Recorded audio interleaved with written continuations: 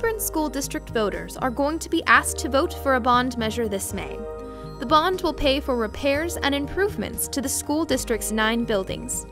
The Woodburn School District Bond Measure 24-381 will help the school district increase school safety, add new capacity, and renovate buildings. The measure will also repair and upgrade buildings and allow updates to technology, both in district computer networks and security. Woodburn School District is currently in the top 10% of Oregon school districts graduating students on time.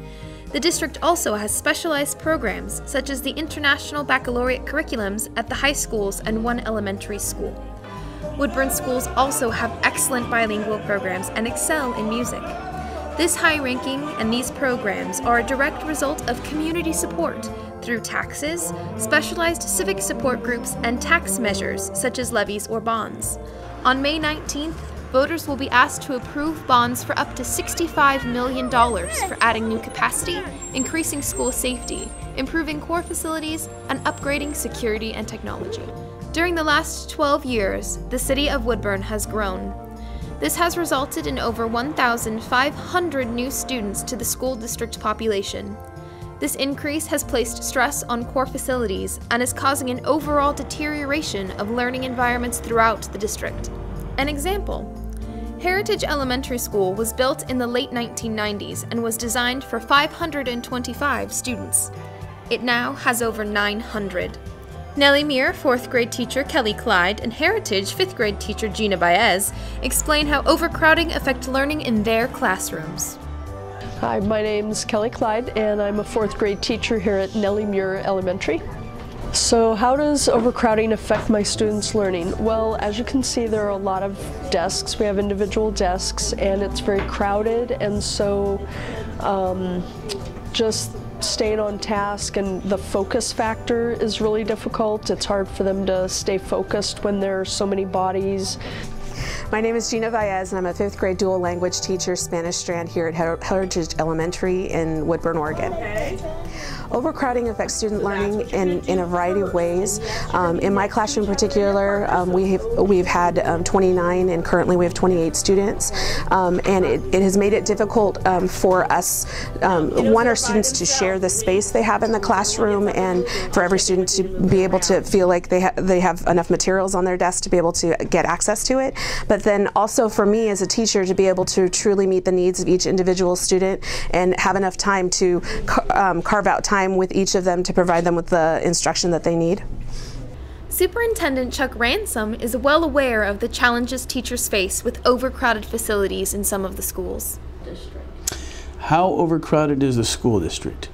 Overcrowding in a school takes on a couple of different forms. So when people think about overcrowding, they need to think about enough classroom space and enough core space, and the difference is important. Right now, what Woodburn School District is experiencing is overcrowded core space. Because we have needed more teachers and more classrooms over the years, the way we've done that is by bringing in portables. They're the ones that look like trailers. We bring those and we set those up in parking lots and out in the fields. But what portables don't provide, while they provide another classroom with everything we need for students, they don't provide more bathrooms, more cafeterias, more gyms, more playgrounds. And so there's a limit to how many trailers or portables you can add before you run out of what we call that core space. So the overcrowding in Woodburn is really about core space right now. Some schools are worse off than others, and so where we're seeing the biggest impact on core space would be Nellie Muir and Lincoln. So these are schools that, for example, both of those schools have 2 sets of bathrooms for boys and girls, and by adding all those classroom spaces on there, not only do kids have to come in from outside because they have to run in from those portables, but then those bathrooms are really crowded. Nellie is really significant in that it's also cafeteria and gym space that really limit Nellie Muir, but those 2 stand out as being really good examples of what we mean by not enough core space. The projections for the future, based on what we see as far as construction in Woodburn, and best indications are that in the next 20 years we might grow by as many as 1,600 students. And the growth will happen progressively. It'll be one year there may be 150 more students, then another year 75, and then 100, but over time that growth continues. So right now, if we had to add more classroom just for even one more classroom, we would be overwhelmed by the limitations of the core. So what we want to do is address the core, and then that allows us to add more classroom space over time.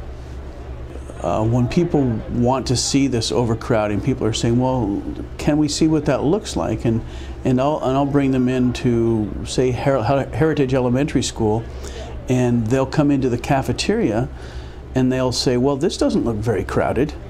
And I'll say, of course it doesn't, because we figured out a way to make it work. So what people don't see is that to deal with that problem, we've divided lunches up into 4 separate lunches. And if it got more crowded, we'd have 5 separate lunches. But at some point, it becomes impossible. You can't start serving kids at lunch at 10 o'clock in the morning and go to 1 o'clock just because your cafeteria is too small. At some point, you're going to need that bigger cafeteria space. The Woodburn School District is comprised of multiple buildings that house elementary, middle, and high school students.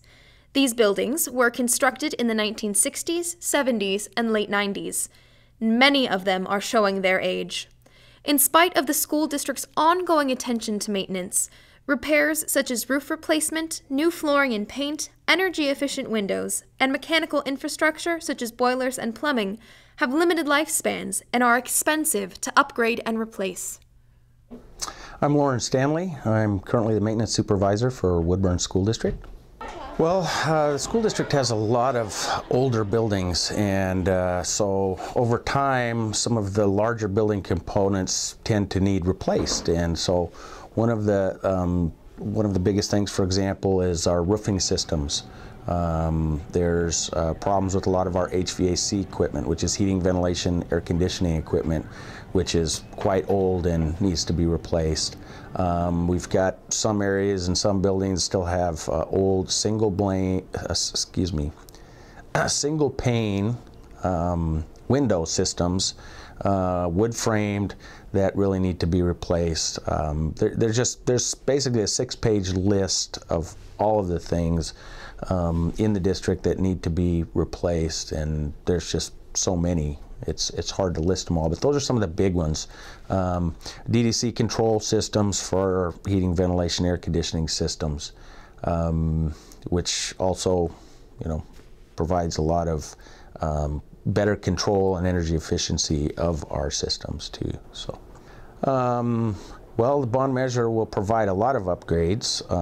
As I had mentioned already, our heating, ventilation, air conditioning systems in a lot of the buildings are old.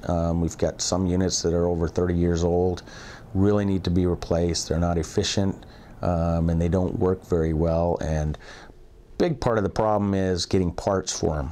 And so when some of these break down, we can't repair them easily. We end up having to retrofit different parts in to try to keep them going, but it gets very challenging. Well, the district has done a lot of work in the past using SB 1149 dollars and done a lot of energy efficiency work, but there's still a lot more that needs to be done that we hope to achieve with this bond. We still have a lot of window systems that need replaced, that are old single pane, completely inefficient. HVAC systems that are inefficient because they're so old. Those will be some big ones. And we still have some lighting that we can retrofit. That's in the bond, exterior lighting in particular, that will save us a lot of energy also. Regulations for Americans with Disability Act, also known as the ADA, require school restrooms to be accessible. The bond measure will allow the district to bring their facilities into compliance with ADA regulations. To address overcrowding, the bond measure will finance capital improvement projects at several schools. At Heritage and Washington Elementary Schools, new annexes with additional capacity of up to 400 students at each site will be built. At Nellie Muir and Lincoln Elementary Schools, new cafeterias, gyms, and annexes are planned, with demolition of the existing portable classrooms at those locations. Valor Middle School will be built out, with a 2-story classroom wing with additional core facilities such as restrooms and mechanical infrastructure. The high school will upgrade security and install fire suppression sprinklers throughout the building. All schools are planning to enlarge or repave parking lots. At some locations, this will create better traffic flow for buses and parents. The bond measure will update and install modern data networks at all schools. The systems will be capable of transmitting data, video, real-time information, and will give students enhanced access to modern technologies. Security and alarm information will also be carried on these networks, allowing school officials to react faster to emergencies and allow buildings to be immediately secured if needed. This will protect students and district buildings. Well, the Woodburn School District is engaged in a lot of activities right now to improve our infrastructure here at the district and also prepare for students to be taking home devices so that they can do their homework and other kinds of research outside of the normal school day. Some of those activities include replacing our wireless system, which has been woefully inadequate, replacing our switches, which run the network basically, and adding a great deal more wiring and cabling to locations which are lacking in that. And so those with an addition of replacing our filter and changing our security camera system and all kinds of things are taking place in the district right now. If passed, the bond measure will cost Woodburn voters approximately $2.40 per $1,000 of assessed value. For the owner of a home with an assessed value of $100,000, their investment in local education would be approximately $20 a month.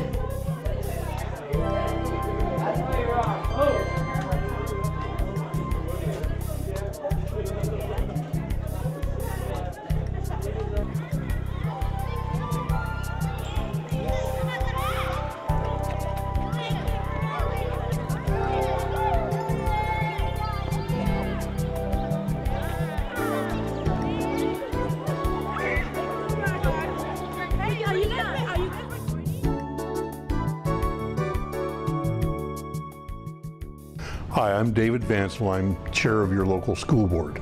I've lived in the Woodburn community for 44 years, and it is once again time for us to ask the community to support the local school district by expanding, improving, and making our schools safer. The school bond that is on the ballot on May 19th will be for $65 million. This is significantly less than the amount that was needed to meet all of the needs. However, it was determined by both the board and the community advisory group that the most that we should ask for is an amount equal to the current rate that you're spending on the bond that will be retired in November. If approved, when approved, this bond will expand the elementary schools and get rid of all of the portable classrooms that were temporary, and some have been there for as long as 25 years. This would improve safety in all of the schools by both improving the entrances to the schools and also ensuring that students do not have to go outside to go between classrooms and restroom facilities or other plumbing facilities, as well as libraries, cafeterias, and media centers. Woodburn community has a history of supporting schools. Our oldest school is Washington Elementary, that was built in 1916, and our newest schools are Heritage Valor, which were built in 1995. All need major repairs that simply cannot be made out of general fund dollars on a year-to-year basis. While the school district contributes $1 million a year of its operating funds to maintain the schools, things like roofs and heating systems and windows all need to be replaced after a number of years. And like our homes, it's time for us to take out, I guess you might say, a second mortgage so that we can make these repairs. We appreciate your support for this bond. We encourage you to get out and vote for the bond, and we hope that you'll tell your neighbors to do so as well.